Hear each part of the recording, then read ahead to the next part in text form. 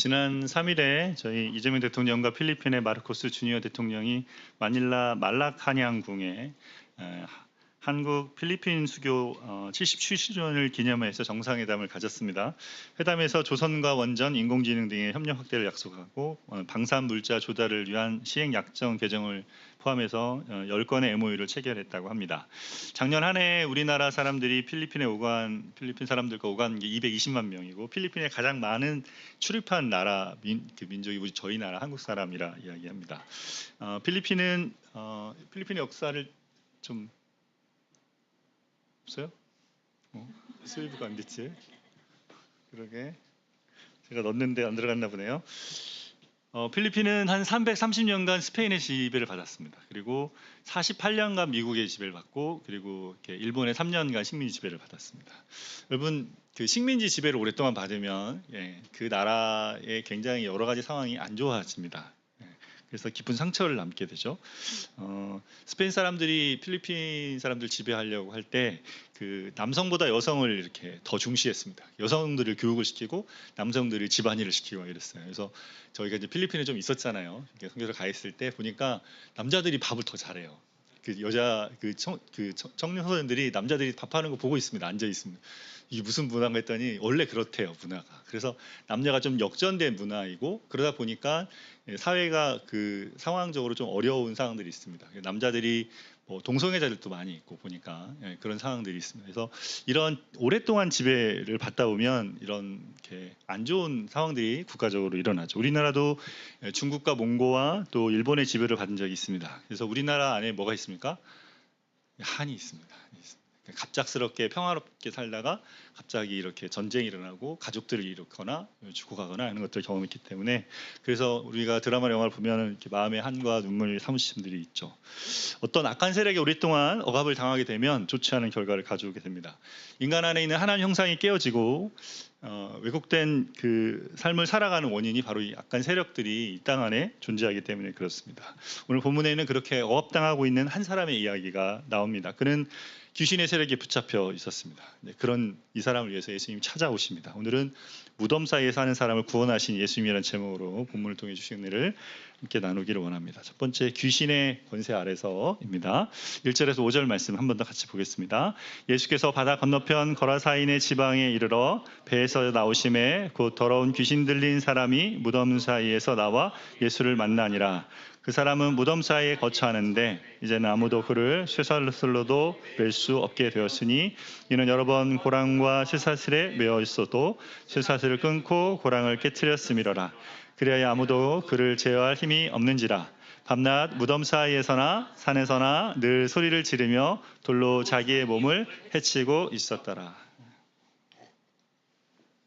여러분 마가복음 4장에 예수님이 씨 뿌리는 비유, 하나님 나라의 비유를 하시고 그리고 그 밤에 갈릴리 바다를 건너서 지금 거라사인의 땅, 이 땅으로 배를 타고 오셨어요. 가는 길에 큰 풍랑을 만났지만 그거를 잠잠케 하고 예수님이 목적하신 건너편으로 가자 하셨던 그 땅에 도착했습니다. 거라사인의 땅은 이방인의 땅입니다. 유대인들이 잘 가지 않는 그런 땅입니다. 근데 예수님이 왜 여기에 오셨겠습니까? 이 사람을 위해서 왔습니다. 이 사람을 위해서. 예수님 배에 내리시자 그가 예수님께로 왔어요. 그는 무덤 사이에 사는 사람이었습니다. 귀신이 들렸는데 처음에는 사람들이 그를 묶어도 보고 가두어도 봤는데 힘이 너무 점점 세져가지고 아무도 그를 제어할 수 없게 되었습니다. 여러분 귀신 들린 사람 본 적이 있습니까? 네, 저희 어렸을 때는 동네에 한두 명은 꼭 있었습니다. 좀 이상한 귀신 들려. 요즘에는 잘 안 보이잖아요. 그죠? 요즘 그때는 있었고 지금은 없어서 그럽니까? 지금 좀 그렇게 생기면 어떻게 됩니까? 정신병원에 보냅니다. 그렇죠? 그래서 요즘 사람들은 이 귀신 들림의 문제를 이 사람의 문제로 좀 해결해 보려고 합니다. 심리학적으로 이렇게 좀 문제가 있어서 또 어렸을 때 가정에 좀 사랑받지 못하고 이렇게 상처받아서 사이코패스는 뭐 이렇게 해서 우리 좀 그렇게 하려고 하잖아요. 그래서 이 사회적으로 인종차별이나 또 이런 가난이나 이 구조적인 문제 때문에 그렇다 이렇게 해서 이 악의 문제를 우리 손으로 좀 다뤄보려고 합니다. 네. 근데 이렇게 악의 손을 우리 손으로만 다루려고 하면 그 해결책이 누구에게만 있습니까? 사람들에게만 있죠. 그래서 우리가 좋은 시스템을 만들고 사람을 치유할 수 있는 뭐 정신병동에 있지만 거기서 막 이렇게 좋은 것들을 보게 하고 치료하면 된다 생각하지만 이걸로만 치료할 수 없는 것들이 있습니다. 성경은 이렇게 말하지 않습니다. 성경이 말하는 악의 문제는 그렇게 간단하지 않습니다. 굉장히 복잡하죠. 이 악함이라고 하는 것은 물질과 인간의 심리와 영적으로 사단과 연관되어 있기 때문에 이것이 서로 상호작용하고 있다고 말합니다. 우울증만 해도 그렇습니다. 우울증의 원인이 굉장히 다양해서 대처하는 방식도 여러 가지가 있습니다. 성경에서 말하는 우울증은 4가지 정도의 대처 방식이 있는데 먼저 생리학적으로 문제가 있으면 그때 필요한 것은 맛있는 걸 먹고 또 필요한 약을 좀 먹으면서 잘 쉬는 거죠. 휴식을 취하는 겁니다. 우울증이 죄책감이나 수치심과 관련된 거라면 그때 필요한 것은 이 사람의 죄를 고백하는 것과 그 죄에서 용서를 구하고 하나님의 은혜 안에 머무는 것입니다. 그것이 이제 이 사람을 치유하고 회복시키게 하는 거죠. 우울증이 정신적이거나 심리적인 것으로 낙담되고 감정에 지친 것이라면 그때는 사랑과 공감과 또 대화하는 공동체가 필요한 것이죠. 우울증이 영적인 악한 것으로 인해서 사로잡히는 거라면 그때는 기도와 하나님의 말씀에 이게 필요합니다. 세상에 있는 악의 문제는 물질과 감정과 심리와 영적인 것들이 이렇게 함께 엮여져 있습니다. 바울은 에베소서 4장 26절 27절에 이렇게 말합니다. 분을 내어도 죄를 짓지 말고 해가 지도록 분을 품지 말고 마귀에게 틈을 주지 말라고 말합니다. 저희가 에베소서 하면서 나눴죠. 저희가 화내고 분노하는 것이 누구에게 틈을 준다? 사단에게 틈을 준다는 거예요. 우리는 그냥 우리의 감정을 가지고 이야기하는 것 같지만 지금 실제로 작동하고 있는 실제로 일하고 있는 사단의 일들이 있기 때문에 그것이 우리에게 틈이 돼서 우리를 넘어뜨리게 할 수 있기 때문에 그래서 주의하라고 말하는 거죠. 고린도서 2장 11절에 보면 이는 우리로 사탄에게 속지 않게 하려 함이라 우리는 그 계책을 알지 못하는 바가 아니로라 라고 말합니다.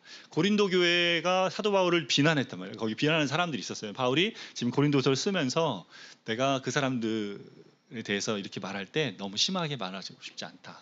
그들을 용서하고 싶다. 그래서 너희들도 그렇게 해서 뭐예요? 사단에 속지 않게 해라. 왜냐하면 사단의 계략을 우리가 모르지 않는다. 이런 거예요. 우리 사이를 불편하게 하고 괜히 판단하게 하고 괜히 막 오늘 힘들게 하고 막 이런 거 있잖아요. 다 좋은데 갑자기 마음이 불편해지고 막 이런 거. 이런 것들에 속으면 안 됩니다. 여러분 속으면 안 돼요. 특별히 몸된 공동체 안에서 그렇습니다. 가족 공동체에서도 마찬가지입니다. 뭔가 조금 불편하게 그거 가지고 막 오랫동안 너무 막 묵상하지 않으셔도 됩니다. 우리는 알잖아요. 전에 말했잖아요. 우리가 다 어떻다? 깨어졌기 때문에 여기 왔기 때문에 우리가 완벽하지 않다. 그러니까 어떻게 합니까? 깨어져서 서로 아프게 할 때 어떻게 합니까? 먼저 뭐 해야 돼요?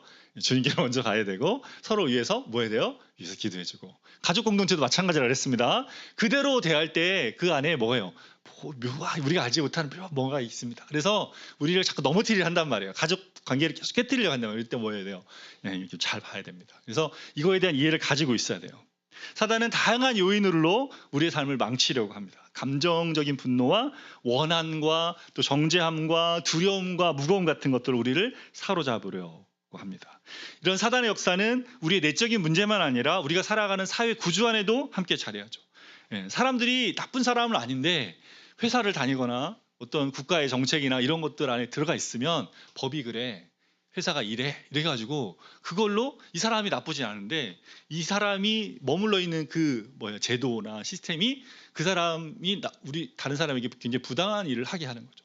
여러분 고용주와 고용인 그죠? 노동시장 안에서도 그잖아요. 고용주는 어떤 마음이 듭니까? 되도록이면 임금을 좀 덜 주고 싶지 않습니까? 그래서 지금 뭐 해야 돼요? 제도로 만들어서 뭐 이렇게 해가지고 보호를 하지 않습니까? 일하는 사람들. 또 이제 일하는 사람도 보호받는 사람도 어떻습니까? 또 그걸 또 이용해서 또 일하는 공주에게 자기를 이렇게 받아내려고 하지 않습니까? 이런 시스템적으로도 제대로 된 시스템들이 만들어져 가야 되는 게 이 땅의 또 모습입니다. 그래서 우리가 어떤 일이 벌어질 때 모든 일을 볼 때 영적인 것을 완전히 배제해서도 안 되고 반대로 모든 걸 다 영적으로만 생각해서도 안 됩니다. 모든 일을 다 영적으로만 해석하고 다 모든 걸 영적으로만 보고 막 이런 그런 사람도 있어요. 되어진 일 하나 놓고 막 누군가 뭐 떨어졌는데 오늘은 또 이게 왜 떨어졌는지 막 불쌍해하고 막 그런 거 모든 걸 다 영적으로 해석하지 않아도 돼요. 근데 우리 삶 가운데 영적인 일이 반드시 함께하고 있다는 것을 그래서 같이 봐야 돼요. 균형을 가질 수 있어야 됩니다. 우리가 몸과 영혼을 가진 존재이기 때문에 우리 인간에게 일어나는 일들을 이렇게 같이 볼 수 있어야 됩니다. 본문에 나온 이 사람은 귀신에 사로잡힌 사람입니다. 근데 이 귀신이 너무 강력했기 때문에 아무도 도와줄 수가 없었어요. 5절에 보니까 이 사람 무덤에서 소리도 지르고 자기 몸을 돌로 상하게도 하고 있었어요. 스스로 자신을 통제할 수 없는 그런 상황이었습니다. 여러분 삶에 혹시 이런 모습을 보이고 때가 있지는 않습니까? 귀신 들림은 아니어도 아무도 나의 그 자리에 들어오거나 통제할 수 없는, 나도 통제 안 되고 다른 사람도 나를 통제할 수 없는 어떤 상황 가운데 여러분이 들어갈 때가 있지는 않습니까? 그런 자리는 악한 것에 영향을 받고 있는 자리죠. 그런 자리 누가 합니까? 내가 합니다. 내가 알고 있습니다. 내가 뭔가 사로잡힌 것 같고 통제되지 않는 마음의 상태, 내가 스스로 나를 다스릴 수 없는 상태가 되어버렸다는 것을 아는 거죠. 이것이 악한 것인 줄 알지만 내 힘으로 고칠 수 없다는 것도 알고 있습니다. 내가 어떻게 다뤄할지 몰라서 무력하게 그런 상황이 되면 그냥 그렇게 된다. 나는 뭐 제발 나를 그렇게 만들지 마라. 막 이렇게 하면서 그렇게 살아가고 있는 거죠. 여러분 그 자리는 그냥은 나오기 굉장히 힘듭니다. 내가 막 노력해서 나오기 어렵습니다. 내가 다루겠거나 누군가가 도와줄 거라 생각하면 아무도 그것도 할 수 없죠. 늘 그 자리에 가면 지게 돼요. 왜냐하면 여러분 이게 영적인 일이라면 이게 혈과 육의 싸움이 아니기 때문에 그렇습니다. 우리가 싸워서 이길 수 없는 어떤 자리에 들어가 있기 때문에 그런 거죠. 오늘 이 나오는 귀신 들린 사람은 점점 귀신의 세력에 종속되어 가요. 어떻게 보면 귀신이 그 사람에게 더 큰 힘을 점점 준 것처럼 보이지 않습니까? 쇠고랑을 찾는데 찰 때는 어떻게 했어요? 잡혔겠죠. 근데 막 하니까 부러지잖아요. 그러니까 힘이 세졌잖아요. 그 사람이 엄청 자유롭게 되고 힘이 가진 것처럼 보이지만 사실 이렇게 하면서 뭐 합니까? 이 사람을 점점 더 종속시키는 거죠. 점점 힘을 세게 해서 묶이지 않는 것처럼 하는 거지만 사실 그 권세에 점점 더 묶이고 있는 상황이었죠. 여러분 사단이 하는 전략이 이겁니다. 뭔가 우리가 어딘가에 빠지게 되면 그것에 점점 더 사로잡히고 종속되게 되죠. 우리가 원하는 것을 더 많이 하게 하면서 점점 그것에 노예화시킵니다. 그래서 정말 우리가 하고 싶은 걸 하지 못하게 합니다. 난 이걸 하고 싶은데 이걸 하면서 못하고 있는, 혹시 그런 삶을 살고 계시진 않습니까? 여러분 좀 안 좋은 비유지만 마약을 시작하면 어떻게 합니까? 한번 하면 눈물 흘리면서도 해야 되잖아요. 그죠? 게임을 내가 그만두고 싶은데 재미도 없어. 이걸 내가 왜 하는지 모르겠는데 하고 있는 사람도 있습니다. 혹시 그러지 않습니까? 내가 이거 왜 하는데? 내가 홈쇼핑에 나와서 이거 물건 안 사고 싶은데 어느 순간에 클릭해서 지금 사고 있는. 내가 주식에 더 이상 마음 쓰고 싶지 않은데 지금 별로밖에 좋지 않은데 계속 하고 있는 나를 혹시 그런 걸 보고 있지는 않습니까? 그렇다면 여러분 뭔가 영향을 받고 있는 겁니다. 근데 그런 자리를 어떻게 해야 돼요? 그런 자리에 도움이 필요한 자리. 거기서 놓여져서 정상적인 삶을 살아가는데 도움이 필요한 자리인 거죠. 그래서 우리에게 뭐가 필요합니까? 두 번째, 예수님의 권세 아래로가 필요합니다. 6절에서 8절 말씀 같이 읽어보겠습니다. 그가 멀리서 예수를 보고 달려와 절하며 큰 소리로 부르짖어 이르되 지극히 높으신 하나님의 아들 예수여, 나와 당신이 무슨 상관이 있나이까? 원하건대 하나님 앞에 맹세하고 나를 괴롭히지 마옵소서 하니, 이는 예수께서 이미 그에게 이르시기를 더러운 귀신아 그 사람에게서 나오라 하셨습니다. 그런 자리는 누가 예수님이 오실 때 해결이 납니다. 하나님 나라의 비유를 전하시던 예수님이 여기 지금 왜 오셨어요? 이 사람 만나기 위해서 오셨어요. 무덤과 산 사이를 돌아다니며 소리 지르고 돌로 자기 몸을 긋고 있는 이 사람을 찾아오셨습니다. 예수님이 아니면 해결할 수 없는 일인 것을 아시고 그를 찾아오셨죠. 이 사람이 이것을 전혀 기대한 건 아니지 않습니까? 누가 올지 몰랐죠. 자기는 계속 이렇게 살아야 되는 줄 알았습니다. 죽을 때까지 계속 이렇게 사로잡혀서 자기 몸을 이렇게 해하면서 살아야 된다고 생각했어요. 근데 예수님이 그 자리를 찾아오십니다. 예수님이 이렇게 찾아오시죠. 예수님이 우리의 삶의 자리에, 나의 어둠의 자리에, 나의 죄됨의 자리에, 내가 무력한 자리에 그렇게 찾아오십니다. 누구도 함께 할 수 없고 누구도 제어할 수 없는 나의 삶의 그 자리에 찾아오십니다. 그렇게 우리를 찾아오시는 주님을 만나야 되죠.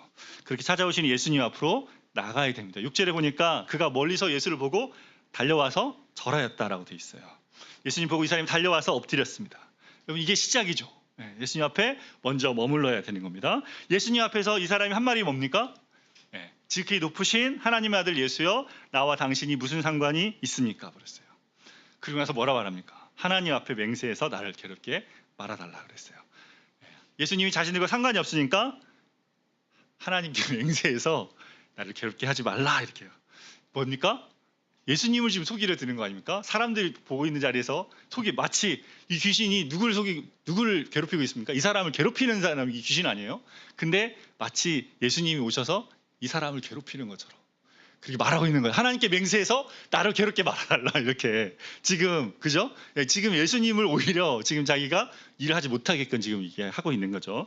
그래서 이제 8절에 예수님이 이렇게 예수님 앞에 엎드려 고백하는 이유에 대해서 예수님이 뭐라고 말씀하세요? 이미 그 사람에게 말씀하셨다는 거예요. 이미 언제 배에서 내리면서 예수님이 다 영적인 세계에서 그걸 보고 지금 그 많은 사람들 중에 누구를 보고 그 사람 보고 그 사람 안에 있는 귀신에게 명령한 겁니다. 나와라.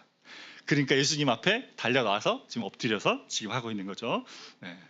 폭풍의 바다를 잠잠케 하신 예수님께서 이곳에서 폭풍 같은 삶을 살고 있는 이 사람을 평온케 하십니다. 귀신의 말처럼 귀신하고 예수님은 아무 상관이 없죠. 근데 예수님이 지금 와서 상관을 하셔야 됐어요. 왜요? 예수님이 관심을 갖고 있는 이 사람을 사로잡고 고립시키고 자해하게 하고 죽음 사이에 거하게 하면 그렇게 하면서 이 사람을 망치고 있기 때문에 예수님이 상관하셔야 됐습니다. 9절에서 13절 말씀 같이 읽겠습니다. 이에 물으시되 내 이름이 무엇이냐? 이르시되 내 이름은 군대니 우리가 많음이다 하고 자기를 그 지방에서 내보내지 마시기를 간구하더니 마침 거기 돼지의 큰 떼가 산 곁에서 먹고 있는지라. 이에 간구하여 이르되 우리를 돼지에게로 보내어 들어가게 하소서 하니 허락하신데 더러운 귀신들이 나와서 돼지에게로 들어가매 거의 2,000마리나 되는 떼가 바다를 향하여 비탈로 내리다라 바다에서 몰사하거늘. 예수님께서 귀신의 이름을 물어봅니다. 정체가 들어야 되죠. 그래서 물어보죠. 뭐라고 합니까? 군대라고 말합니다. 군대라는 헬라어 단어는 레기온이라는 단어를 쓰는데 군단을 의미하고 그 당시에 군단이 6,000명의 병사를 의미합니다. 군단이나 되는데 예수님 앞에 지금 벌벌 떨고 있는 거죠. 그들이 그 지방에서 내어보내지 말아달라고 간청하면서 돼지떼에게 들어가 달라고 합니다. 예수님께 허락하자 돼지떼 2,000마리 쏘고 들어가서 바다에 몰살하게 됩니다. 이제 그 사람은 자유함을 얻었습니다. 벗은 몸으로 살던 이 사람이 옷을 입고 제정신을 갖추게 됐어. 나중에 돼지떼 주인들이 일하던 사람들이 달려가서 마을에 가서 말하니까 와서 이 사람이 정상이 된 것을 보고는 깜짝 놀랐습니다. 예수님이 하신 일을 보고 어떻게 이게 정상이 됐을까 하고 놀라면서 예수님 앞에 나와서는 뭐라고 말합니까? 17절에 보니까 뭐라고 말합니까? 17절에 예수님께서 그 지경에서 떠나달라고 간청합니다. 예수님께서 귀신을 떠나보낸 것 때문에 너무 놀라가지고 주님 너무 놀라우신 분입니다. 저희 마을에 너무 잘 오셨습니다. 이렇게 말하지 않고 좀 떠나주시면 좋겠습니다라고 한 거예요. 왜 그렇게 한 거예요? 돼지 때문에.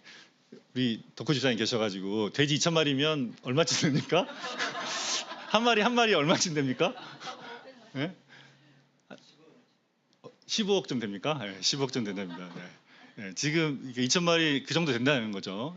한 75만 원 이렇게 됩니까? 한 마리 정도 되는데 2,000마리니까 여러분 그러면 마을 사람들이 지금 그게 지금 이렇게 한 주인이 다 한 게 아니고 여러 사람 거 모아다가 지금 한 거예요, 그죠? 마을이 지금 어떻게 했습니까? 마을에 지금 재난이 일어난 거죠. 큰일이 일어난 겁니다. 그 지금 계시면 안 될 것 같아요라고 지금 이야기하는 거죠. 하는 거예요. 여러분 우리가 그래서 여기 본문에서 좀 질문이 생깁니다. 예수님이 왜 예수님이 능력으로 좀 귀신을 그냥 어떻게 가두셔도 되고 떠나가라 해도 되는데 여기 떠나기 말게 하셔서 그러니까 돼지떼 들어가라 해가지고 왜 그렇게 하셨을까라는 생각을 좀 하게 되죠. 그래서 사실은 이 본문을 가지고 주석학자들이 굉장히 많이 막 여러 가지 도대체 이게 무슨 의미냐 막 이렇게 찾고 막 해석하고 하는데 이게 쉽지 않은 거죠. 쉽지 않습니다. 이게 도대체 무슨 의미냐. 그래서 찾아보니 한 2가지 정도 의미를 찾을 수 있었는데요. 첫 번째는 영적인 일에 대해서 우리가 다 알 수 없다는 겁니다. 사단이 땅과 연결돼서 이 지역을 떠나지 말게 해달라고 했던 그 자리가 어떤 관계를 맺고 있는지 우리가 다 알 수 없다는 거죠. 근데 병행 본문인 마태복음 8장 29절에 보면 하나님의 아들이여 우리가 당신과 무슨 상관이 있나이까 때가 이르기 전에 우리를 괴롭게 하려고 여기 오셨나이까 돼 있어요. 그러니까 어떤 때가 있다는 겁니다. 그죠? 예, 이 영적인 세계 안에 때가 있고 그 때는 지금 우리가 성경에 알듯이 마지막 심판 때 주님이 사단을 완전히 이 땅에서 몰아내고 새하늘과 새 땅을 우리 가운데 주시는 그때까지 뭔가가 유보되어 있는 상황 가운데 있다. 이 정도로 우리가 알 수 있습니다. 두 번째로는 그럼 왜 이렇게 돼지 때 이렇게 많은 영혼을 구하기 위해서는 뭐가 값이 치러져야 된다는 겁니다. 거라사인의 이 땅은 이방인의 땅이었습니다. 예수님이 계속 지금 사역했던 갈릴리 지방, 유대 이렇게 하셨는데 지금 이 거라사인의 땅은 특별히 이방 땅인 거죠. 유대인들에게는 돼지는 뭐한 것이었습니까? 부정한 짐승이었어요. 그래서 유대인들 중에 아무도 돼지를 기르는 사람이 없어요. 돼지고기를 안 먹으니까. 그리고 하나님 그 레위기 말하자면 부정한 짐승이라고 그 기르지 않았어요. 그 유대인들이 생각할 때 그 자기들을 지배하고 있는 이방인들, 특별히 로마 사람들을 뭐라 생각하냐면 부정한 사람들로 여기고 있었습니다. 그래서 유대인들은 돼지 같은 이방인, 이 로마인들은 멸망당해야 한다고 생각을 했어요. 유대인들은 메시아가 오면 이 돼지 같은 이방인들을 메시아가 멸할 거다라고 생각을 했어요. 근데 예수님께서 지금 이방 땅에 와서 사람들을 멸한 게 아니잖아요. 그렇잖아요. 뭐 했습니까? 오히려 귀신에 붙잡혀 있는 사람을 해방시키고 그 사람을 자유케 하는 일을 했습니다.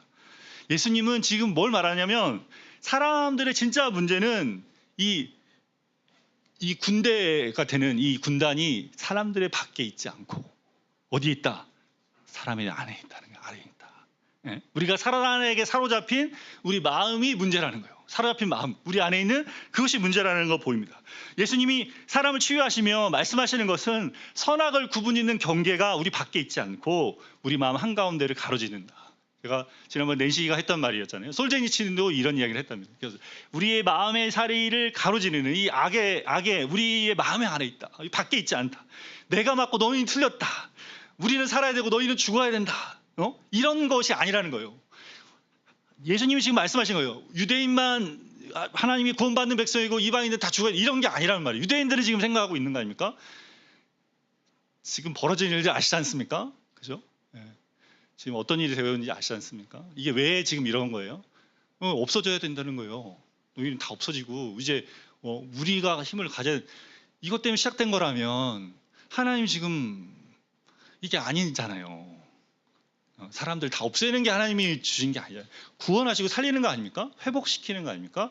근데 그런 방식이 우리가 잘못 이해하는 거죠. 지금 유대인들이 가졌던 그 생각에 대해서 예수님이 뭐합니까? 그게 아니라고 말하는 거예요. 그게 아니다. 그게 아니고 나는 사람을 회복시키고 구원하는 거야. 돼지 마땅히 죽어야 될 그것들은 뭡니까? 우리 안에 있는 뭐예요? 우리 안에 있는 잘못된 정신, 잘못된 깨어진 마음, 우리 안에 붙들고 있는 깨어진 그 자리가 회복돼야 된다는 거죠. 그 사람에 있는 군대 귀신이 떠나자 이 사람은 옷을 입고 제정신이 됐어요. 근데 여러분 마가복음 끝에 가면 십자가에서 예수님의 옷이 어떻게 됩니까? 벗겨지지 않습니까? 예수님의 몸이 채찍으로 찢겨지죠. 예수님이 울부짖으시고 피를 흘리십니다. 그리고 그분이 무덤에 묻히셨습니다. 예수님이 그래서 악을 없애버린 거 아니라 악을 그대로 다 받으시며 불의한 재판과 조롱과 죄와 죽음을 자신이 받으셨습니다. 그렇게 영혼을 구하는데 그분 직접 그분의 값을 치르셨습니다. 그래서 우리가 옷이 벗겨지지 않고 우리의 죄를 벗겨주시고 우리 안에 있는 모든 악함을 거두어 주셨죠. 여러분 자기에 있던 귀신 그 2,000마리가 돼지 속에 들어가서 2,000마리의 돼지가 죽는 걸 보면서 이 사람의 마음이 어떤 생각이 들었겠습니까? 야, 정말 귀신들이 많이 있었네 내 속에. 이렇게 했을까요? 귀신이 정말 떠나는 것을 이 사람은 눈으로 목도했을 거죠. 정말 자기에 떠빠져서 저기서 다 죽어버리는 걸 봤을 겁니다. 그리고 무엇보다도 자기 2,000마리의 돼지보다 자기가 더 존귀한 존재라는 것을 주님이 주실 때 더 존귀한 존재라는 것을 알게 되었을 거예요. 나를 위해 누군가 희생할 때 우리가 사랑받고 있다는 생각을 하게 돼요. 부모님이 어렸을 때 진자리 마른자리 하면서 갈아주었다는 걸 알 때 내가 사랑받는 자라는 걸 알게 됩니다. 아버지가 열심히 땀 흘려 일하고 어머니가 일하는 그 피로를 채워주는 거 볼 때 사랑받는 존재라는 걸 알게 되죠. 여러분 십자가에 우리를 위해서 피 흘리신 예수 그리스도를 볼 때 그분이 벗겨지시고 무덤에 끌려가시는 모습을 볼 때 그것이 나를 위한 나의 깨어진 이 내면을 위한 그분의 죽으심이라는 것을 볼 때 그분이 얼마나 나를 사랑하신지를 알게 됩니다. 우리 삶에 있는 악함을 우리의 삶에 있는 악의 영향력을 깨어진 그 모습을 위해서 처참하게 돌아가신 예수님을 보면서 우리의 그 깊은 악함에서 우리는 놓여지게 됩니다. 내가 도저히 감당할 수 없는 죽음의 같은 자리에서 늘 반복하고 넘어지며 사로잡혀 살아가는 삶의 자리에서 우리는 놓여지게 됩니다. 살아가는 자리에서 우리 마음에 악함이 드러날 때마다, 우리가 악한 것에 사로잡힐 때마다 반드시 여러분 기억하시기를 바랍니다. 예수 그리스도, 그분이 나를 대신해서 십자가에 옷이 벗겨지고 살이 찢겨지고 피 흘리시고 무덤에 묻히셨다는 것을, 그분만이 내게 참된 자유와 평안과 행복을 주실 수 있는, 그래서 주님 안에 거하는, 그런 자리마다 주님 함께로 가서 그분 안에 거하는 저 여러분 되시기를 바랍니다. 18절에서 20절까지 말씀 같이 읽겠습니다. 예수께서 배에 오르실 때에 귀신 들렸다 한 사람이 함께 있기를 간구하였으나 허락하지 아니하시고 그에게 이르시되 집으로 돌아가 주께서 내게 어떻게 큰 일을 행하사 너를 불쌍히 여기신 것을 내 가족에게 알리라 하시니, 그가 가서 예수께서 자기에게 어떻게 큰 일을 행하셨는지를 데가볼리에 전파하니 모든 사람이 놀랍게 여기더라. 귀신에 노임받은 사람이 이제 뭐 합니까? 예수님 따라가. 예수님 떠나주세요. 사람들이 말하니까 예수님이 이제 그냥 예수님이 떠나가 주시잖아요. 너희들이 지금 떠나가지 배 타고 가려는데 예수님 따라가서 뭐 합니까? 제 예수님과 함께 있기 원합니다. 함께 있고 싶었던 거죠. 그래서 예수님 뭐 하시요? 집으로 돌아가서 주께서 너에게 얼마나 큰 일을 하셨는지, 너를 불쌍히 여기셨는지를 친족에게 말하라고 합니다. 그곳에 있으면서 예수님이 행하신 큰 일을 증거하라 그러죠. 그럼 예수님 떠난 자리에 뭐가 있어요? 지금 돼지 들어갔지만 귀신들이 있는 곳이고, 또 뭐입니까? 돈과 안정감에 예수님 거부한 사람들이 있는 땅입니다. 거기에서 예수님이 이 사람에게 사명을 주십니다. 그 사람의 가족에게 예수님이 하신 것을 전하라 하셨어요. 어디서부터 시작하게 합니까? 집에서부터. 집에서부터. 가족들이 다 알고 있지 않습니까? 가족들이 얼마나 안타깝게 여겼을 것이고 또 얼마나 포기하고 내놨겠습니까? 동네에 막 다니면서 얼마나 많은 게 했겠습니까? 그런 자리에서 제정신이 돌아와서 이제 그것들 다 설명하고 말할 때 어떻게 했다는 거예요? 가족들이 예수님을 알게 될 거라는 거죠. 그래서 저는 20절에 보니까 이 사람이 이 이야기를 동네에 가서 가족들에게 했을 뿐 아니라 데가볼리에 전했다고 합니다. 데가볼리는 10도시라는 뜻입니다. 10도시라는 의미입니다. 가족들로부터 시작해서 동네와 도시, 10도시까지 자신이 만난 예수님에 관해서 전했습니다. 여러분, 은혜를 경험한 사람만이 은혜를 전할 수 있습니다. 예수님이 주신 주님의 은혜를 경험한 사람은 그것을 다른 사람에게 전할 사명을 가진 거죠. 여러분, 오늘 말씀 속에 여러분이 전하고 싶은 예수님의 은혜는 무엇입니까? 여러분이 누리게 되고 알게 되고 또 여러분이 경험하게 되는 예수님의 은혜는 무엇입니까? 한 주 동안 누구에게 이 은혜를 나누고 싶으십니까?